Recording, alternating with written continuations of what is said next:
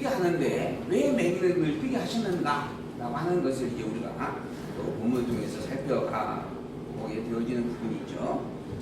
우리가 성경을 봐갈 때 성경의 앞에 있는 내용과 지금 우리가 보고자 하는 내용과 그리고 또 한 발 더 나아가서 그 다음에 있을 내용이 무엇인가라고 하는 것을 살펴보는 것은 그 본문을 바르게 알아가는 데 있어서 참으로 중요한 일이 되어집니다. 그래서 우리가 성경을 볼 때는 항상 성경 전체가 가지고 있는 기본적인 내용을 숙지하고 그리고 지금 이 순간 우리가 보게 되어진 성경의 내용을 살펴서 그 의미가 어떤 내용인지 그 뜻이 무엇인지를 헤아려가는 게 정말 중요한 일이 아닐 수 없어요.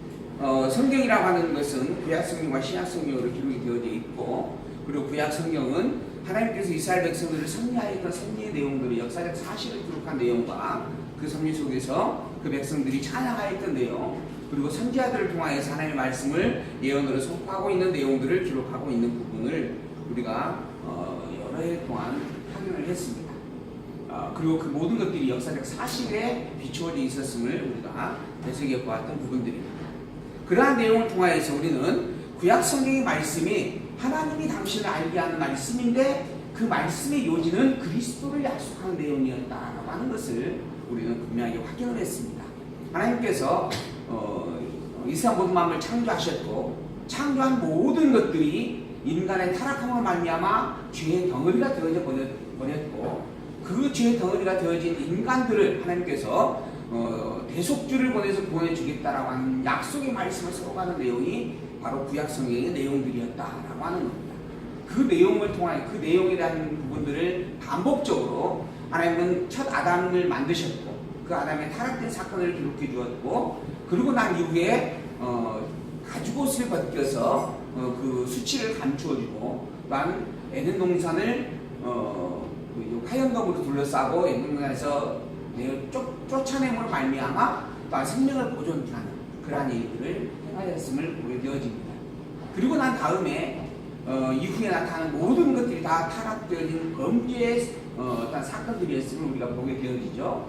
아담으로 말미암아 가인과 아벨이 태어났는데 그 형인 가인이 동생인 아벨을 돌로 쳐서 죽이는 그런 아주 참혹한 사건이 기록이 되어집니다.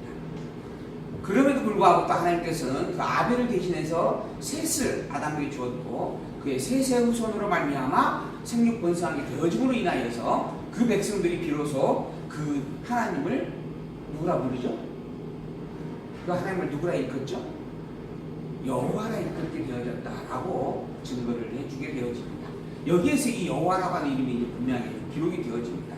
그리고 난 다음에 이 셋의 후손으로 말미암아 많은 인간들이 생육 번성하여서 땅 정체에 풍성하게 되어졌는데 그 상황에서 하나님께서 그 모든 것들의 그 죄의 대응을 보시고 결국은 노아의 물로 심판하시는 노아 시대에 물로 심판하시는 사건이 성경에 기록이 되어집니다. 그래서 모든 인간이 다 죽게 되어졌죠. 근데 그곳에서 하나님은 또한 노아를 남기시고 노아의 세 아들들을 남겨주시고 그리고 노아와 노아의 세 아들을 통하여서 언약을 다시 세워가시고 그 언약을 하나하나 이루어주심을 또한 성경을 통해서 우리는 확인을 합니다. 그리고 그 중에서 또한 노아의 아들 가운데 셈의 후손을 하나님께서 이제 부르시죠. 그 셈의 후손으로 태어난 아브라함이죠. 아브라함이 살던 곳이 어디였죠? 갈대아 우리에서 살던 아브라함을 부르시죠. 그래가지고 그 아브라함을 가나안 땅으로 오게 하고 그 가나안 땅을 동서남북 둘러보게 하고 이 땅을 내가 너에게 주겠다라고 약속을 세우고 그리고 너의 후손으로 말미암아 이제 선민이라고 한 민족을 세우겠다라고 하는 그래서 한 나라를 이루겠다라고 하는 약속을 분명하게 또한 세워줍니다. 이렇게 타락되어져서 범죄 속에서 죄를 범하며 살아가는 인생들이지만 하나님은 시시때때로 하나님께서 하나님의 여호와이심을 알게 하시고 또한 여호와 되신 하나님이 대속주로서 그리스도를 보내실 것을 선포하시는 그러한 사건들을 하나하나 확인을 해주게 되어집니다. 그 약속대로 하나님은 그리스도를 이 땅에 보내셨습니다. 그리고 그 그리스도가 이 땅에 왔는데 그 그리스도가 누구인지를 밝혀주는 사건이 바로 복음서의 내용들이죠.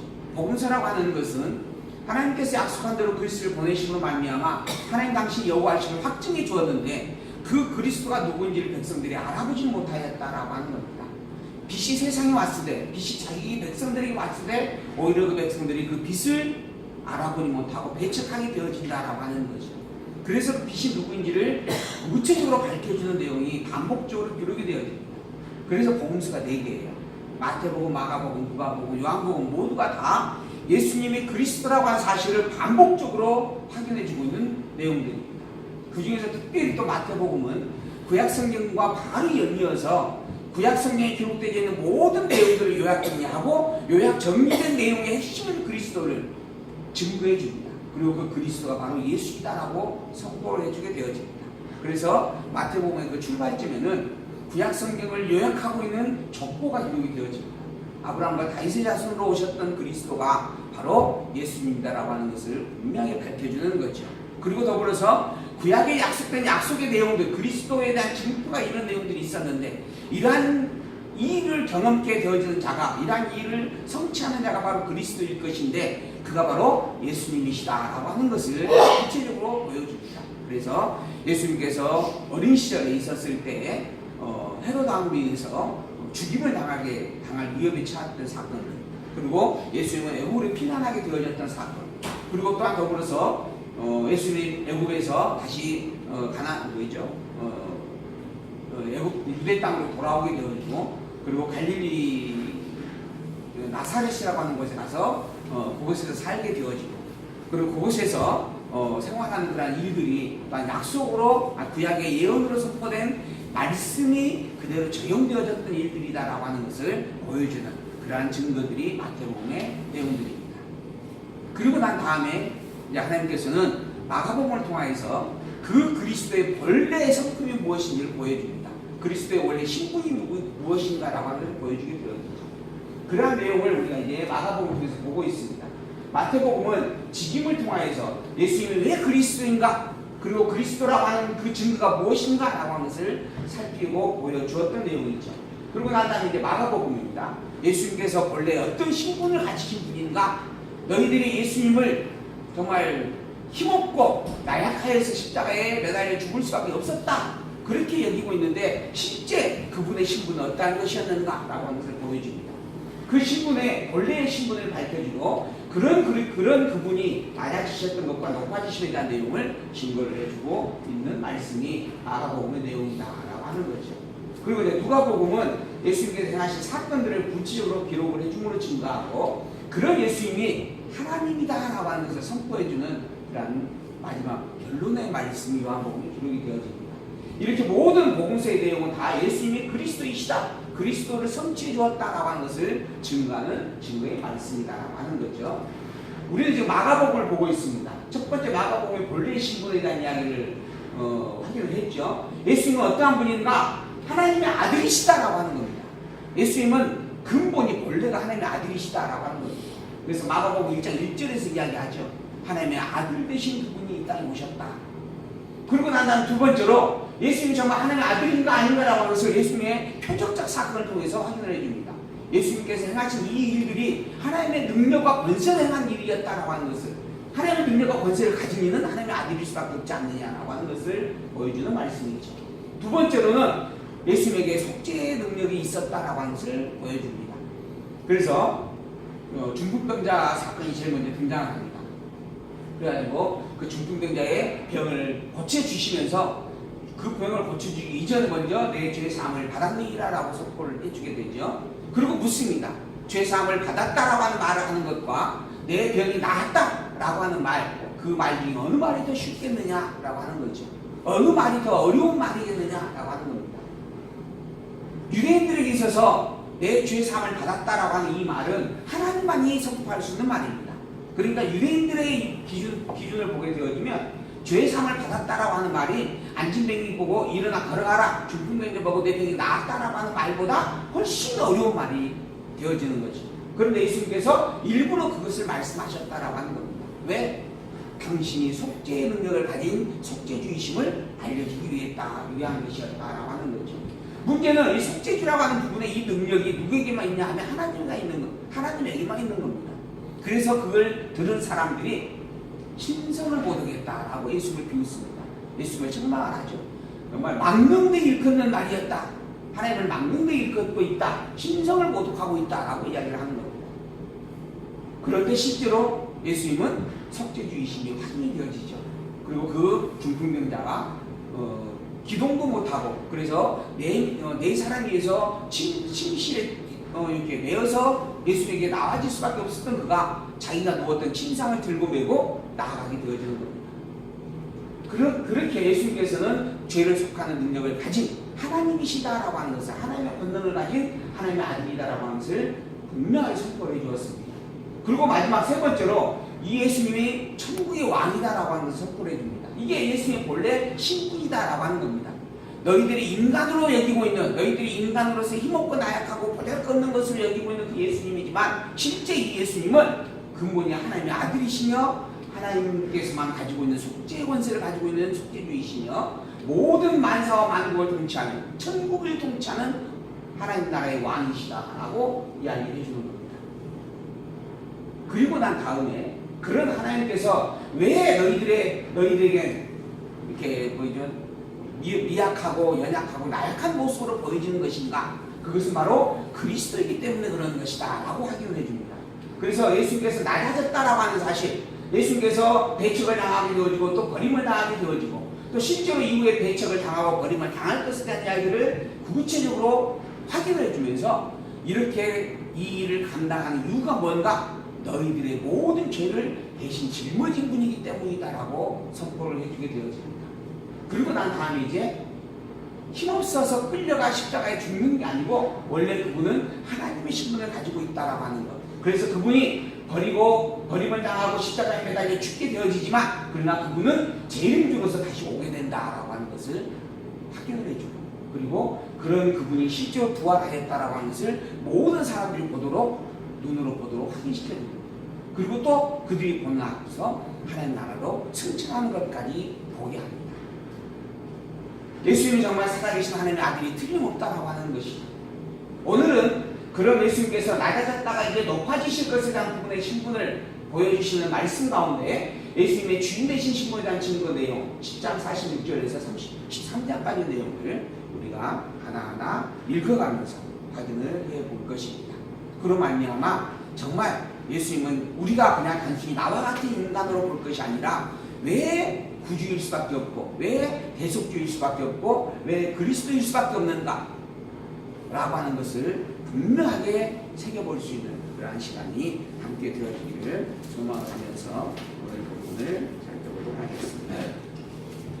10장 46절에 기록되어진 말씀의 내용입니다. 저희가 여리고에 이르렀더니 예수께서 제자들과 허다한 무리와 함께 여리고에 나갔다라고 하는 거죠. 예수님께서 이제 무리와 함께 여리고에 도착을 했습니다. 그리고 이제 여리고 시내를 걷는 거죠. 그때 디메오의 아들인 소년 거지 바디메오가 길가에 앉아 있었습니다.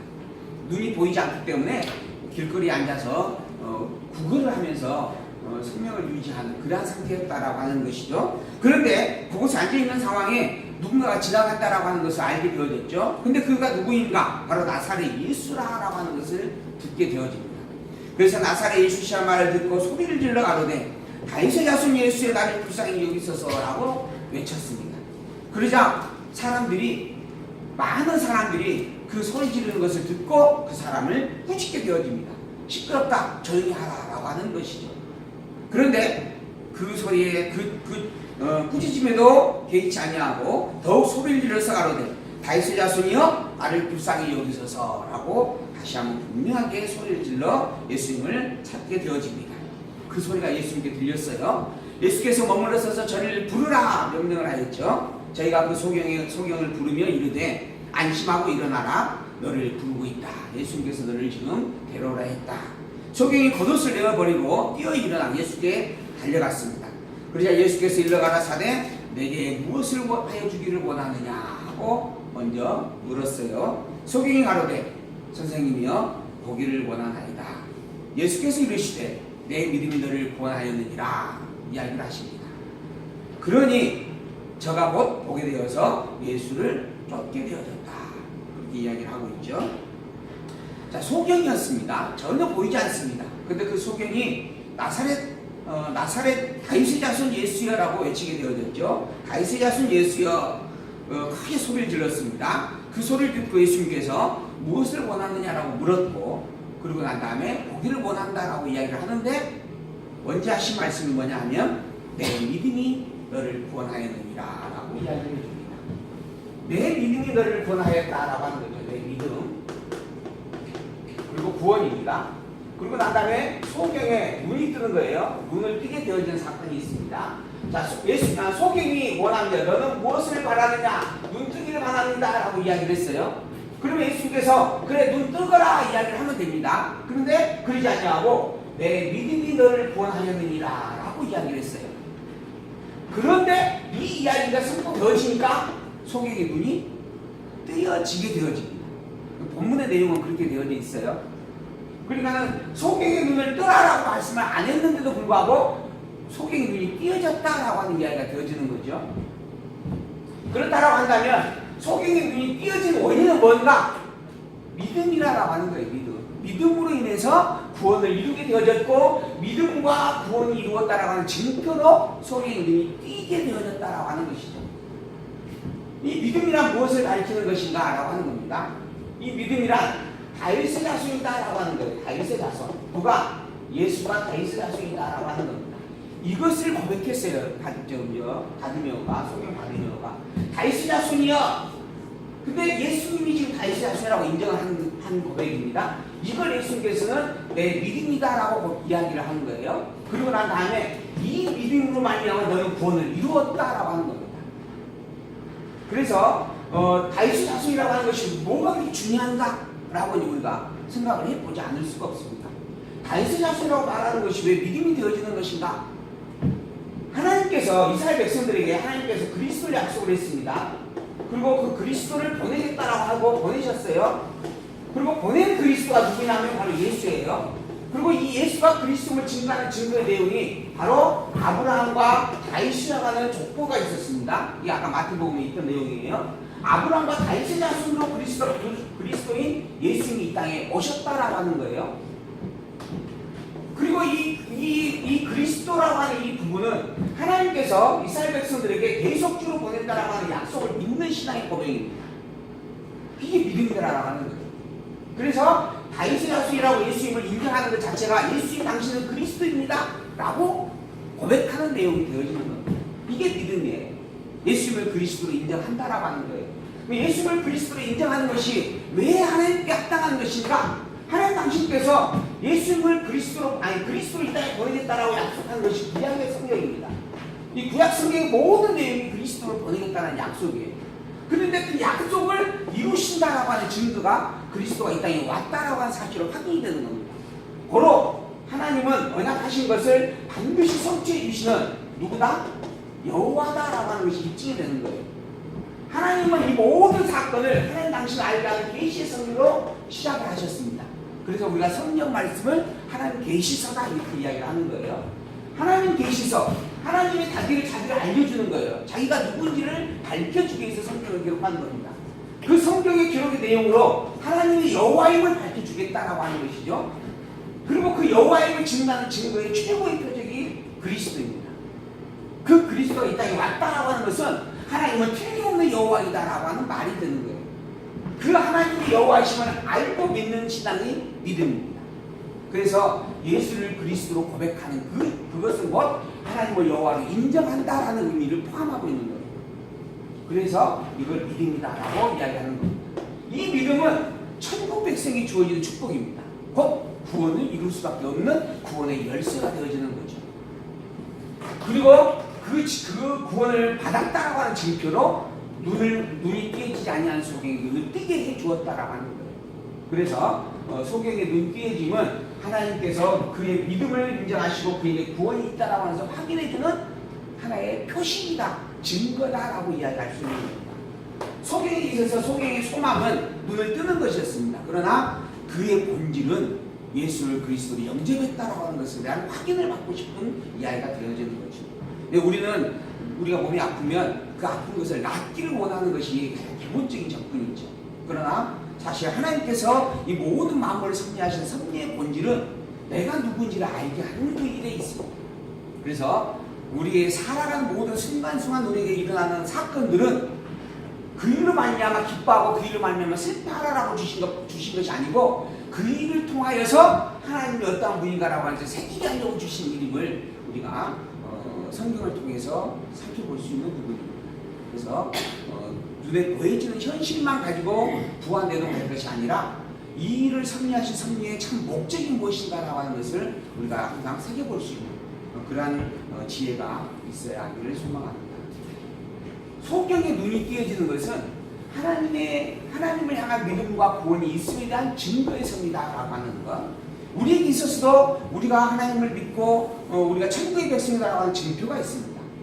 그 증표가 뭔가? 바로 믿음이죠. 믿음이란 무엇인가? 예수가 그리스도를 인정하는 겁니다. 여러분들이 모두가 다 예수님은 그리스도라고 믿죠? 그게 곧 나는 천국 백성이다라고 하는 증거입니다. 어떤 사람은 내가 방언을 했느냐, 내가 하나님을 이렇게 영적으로 봤느냐, 또 신비한 체험을 했느냐, 이런 것으로 하나님은 있다, 또 나는 하나님의 백성이다, 그 증거다, 이렇게 이야기하는 사람들이 있어요. 근데 실제 예수님께서 말씀하고 있는 증표는 믿음을 이야기하고 있는 겁니다. 그리고 그 믿음은 내가 하나님이 보낸 그리스도인 것을 아느냐, 인정하느냐라고 묻는 겁니다. 그래서 요한복음에 가게 되어지면 하나님이 보내신 자를 믿는 그것이 하나님의 일이다라고 이야기합니다. 요한복음은 이제 아주 핵심만 선포를 하고 있는 내용이에요. 마태, 마가, 누가복음은 하나하나의 사건들을 통하여서 예수님이 왜 그리스도인가라고 하는 것을 확인을 해주고 있는 내용이 강하다라고 한다면, 요한복음은 이제 믿으려면 믿고 믿기 싫으면 말아라. 그러나 이거 진리다, 이거 사실이다. 예수님은 하나님의 아들 그리스도다. 예수님은 하나님이 보낸 이 세상 모든 사람의 죄를 대속하도록 하나님께서 보내신 하나님의 아들 그리스도가 틀림없다. 그 예수를 그리스도 믿는 그것이 하나님을 믿는 일이고, 예수를 그리스도 믿지 않는 그것은 하나님을 믿지 않는 일이다. 이렇게 이제 아예 선포를 해버립니다. 그래서 예수님이 그리스도임을 다시 한번 분명하게 확인을 해주고 있는 내용들이죠. 어쨌든 이 소경을 통하여서 보여주시는 말씀은 그 소경을 통하여 믿음이 무엇인지를 말씀하시고, 그 믿음이 구원의 기초이고 본질임을 드러내시고, 그리고 난 다음에 그것이 너에게 있다라고 하는 것을 확인시켜주기 위하여 눈이 띄어진 사건으로 기록을 하고 있음을 우리가 정리해 볼 수 있는 내용입니다. 11장 1절에 있는 말씀을 또 볼까요? 나귀를 타고 들어가는 말씀인데, 예수님께서 믿음의 주인 되심을 보여주고 난 다음에 이제 예수님 당시 또 왕이다라고 하는 것을 확인을 해주고 있는 그러한 내용입니다. 나귀 새끼가 하나 이제 성에 묶어져 있었어요. 근데 그 나귀 새끼의 주인이 바로 나다라고 하는 것을 밝혀주는 내용이죠.